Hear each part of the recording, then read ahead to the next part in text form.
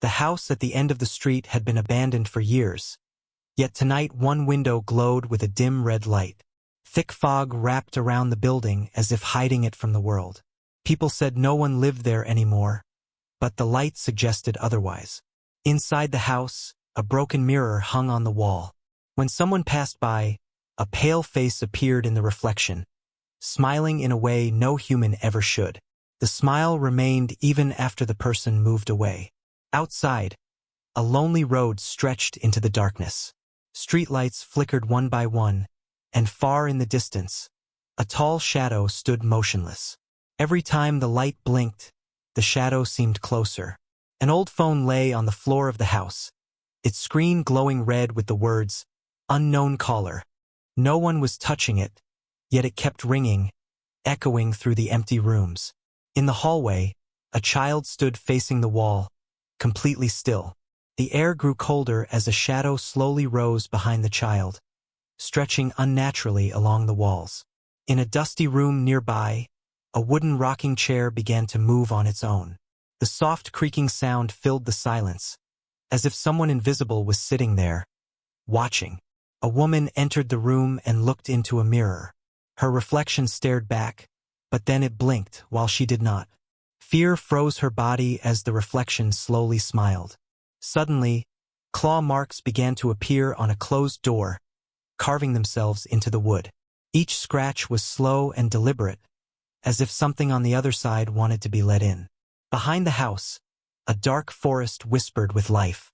Between the trees, glowing eyes watched silently, following every movement from the shadows. A security camera inside the house flickered to life. On the screen, it showed a figure standing directly behind the camera, too close to be possible. Down a long hospital corridor connected to the house, lights flickered violently. A wheelchair sat abandoned in the middle of the hallway, facing a door that slowly began to open. In a bedroom, the bedsheet rose slightly, as if something underneath was breathing. The shape moved closer to the edge, ready to reveal itself. On the staircase, a cracked doll sat silently. Its head slowly turned on its own, eyes locking onto whoever dared to look at it. Someone lifted a phone to use the camera, and on the screen, a figure appeared standing behind them. When they turned around, nothing was there, but the figure remained on the phone. An old television suddenly turned on, showing static. Slowly, a shadowy face formed inside the screen, pressing against the glass from the inside. A staircase leading underground stretched into complete darkness. Handprints appeared on the walls, as if someone had been dragged down against there while that a man stood by the window, staring outside. In the glass reflection, someone stood behind him, breathing softly. When he turned, the room was empty. A deserted classroom echoed with silence. One chair moved slightly, scraping against the floor, even though no one was inside. The hallway narrowed as the walls seemed to close in, trapping anyone who walked through. The air became heavy, making it hard to breathe. In the final room, everything was empty. Only a phone lay on the floor, ringing endlessly. The call waited. The phone kept ringing, louder now, vibrating against the cold floor.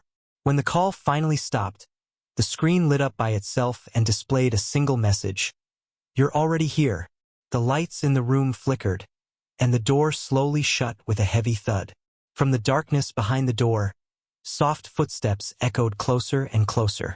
The air grew freezing, and faint breathing could be heard, slow, uneven, and far too close. Shadows stretched unnaturally along the walls, twisting into shapes that looked almost human. The mirror in the hallway suddenly cracked down the middle. From the broken glass, a hand pushed through, fingers bent the wrong way. One by one, the mirrors in the house began reflecting the same thing: an empty room with someone standing just out of sight. The child in the hallway turned around at last. Its face was blank, eyes dark and hollow, mouth opening wider than possible. When it screamed, no sound came out, only silence that swallowed everything. The rocking chair stopped moving. For a moment, everything went still. Then the chair snapped forward violently, as if something invisible had stood up. Footprints appeared in the dust, walking toward the stairs that led underground. Down below, the darkness pulsed like it was alive. The handprints on the wall began to move, crawling upward, reaching toward the light. A whisper rose from the stairs, repeating the same words again and again. "Don't turn around." In the bedroom, the bedsheet fell flat. Whatever was underneath was gone. But the door creaked open slowly, and deep scratch marks followed behind it, carving a path across the floor. The television turned on once more. This time, it showed a live image of the house from outside. In the glowing red window, a figure stood perfectly still, watching. Suddenly, every phone in the house began ringing at the same time. Each screen showed a different name, but all the calls came from the same place. The calls merged into one voice, whispering softly, "The house is never empty." By morning, the fog had the phone rang in a small apartment across the city. The man who lived there hesitated before answering, feeling a strange chill crawl up his spine. The moment he picked up the call, the line stayed silent, until a faint whisper said his name, even though he had never told anyone where he lived. Behind him, the lights flickered. The walls of the apartment felt unfamiliar, as if they were slowly changing.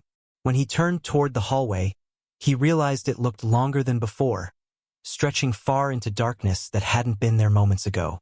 His phone vibrated again. A message appeared, "Look at the screen." When he opened the camera, his room looked empty on the display. Confused, he looked around. He was clearly standing there. But on the phone, something else began to appear, stepping into the frame behind where he should have been. The temperature dropped suddenly. His breath turned white. From the hallway came the soft sound of footsteps, the same slow rhythm heard in the abandoned house. Each step felt closer, heavier, more real. The mirror on his wall fogged up on its own. Words slowly appeared as if written by an invisible finger. "You answered." The mirror cracked, and through the split reflection, the red-lit window of the abandoned house could be seen, impossibly close. He tried to run, but the door would not open. The handle felt frozen. The phone slipped from his shaking hands and hit the floor. As it landed, the screen showed a final image. The man standing still, while something tall and dark stepped out from behind him. Disappeared.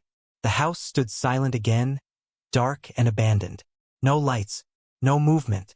But inside, on the floor of the final room, a phone rested quietly. The lights went out. The next morning, neighbors reported strange noises during the night, but when the apartment was checked, it was completely empty.